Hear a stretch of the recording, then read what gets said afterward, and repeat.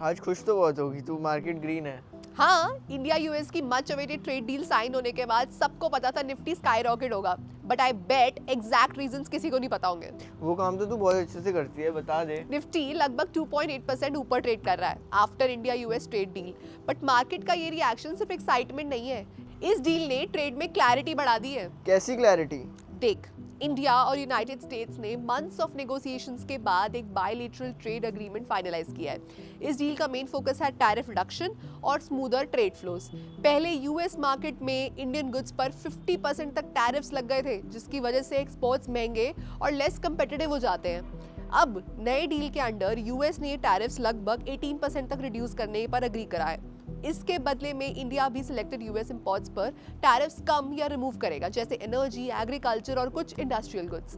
अब stock market में इतना पॉजिटिव रिएक्शन क्यों आया? क्योंकि मार्केट को क्लैरिटी पसंद है। लोअर टैरिफ्स का मतलब है इंडियन कंपनीज यूएस में ज्यादा कंपेटिटिव प्राइसेस पर प्रोडक्ट सेल कर सकती हैं। इससे रेवेन्यू और मार्जिन्स दोनों इंप्रूव हो सकते हैं, specially in sectors like textiles, engineering goods, chemicals and export link manufacturing. Trade tensions का ओवरहैंग कम होने से फॉरेन और डोमेस्टिक इन्वेस्टर्स दोनों का कॉन्फिडेंस बढ़ता है, इसलिए बाइंग तेज हो गई।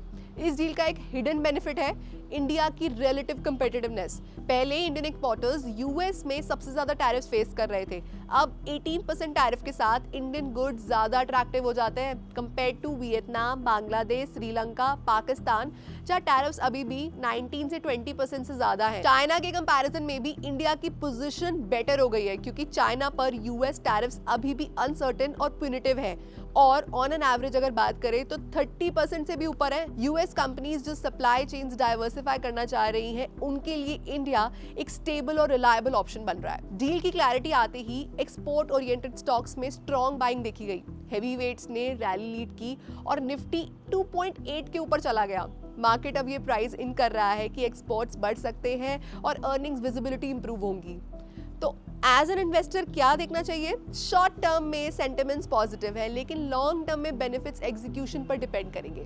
कंपनीज को एक्चुअली टैरिफ एडवांटेज को सेल्स और प्रॉफिट्स में कन्वर्ट करके दिखाना होगा। एक्सपोर्ट फोकस सेक्टर्स तो फोकस में रहेंगे, पर ओवरऑल मार्केट डायरेक्शन फिर भी अर्निंग्स, ग्लोबल डिमांड और मैक्रो ट्रेंड्स पर डिपेंड करेगी। सो अगर ये एंगल आपने मिस कर दिया था, subscribe to IND Money for more such videos. Investment in the securities market is subject to market risks. Read all the related documents carefully before investing.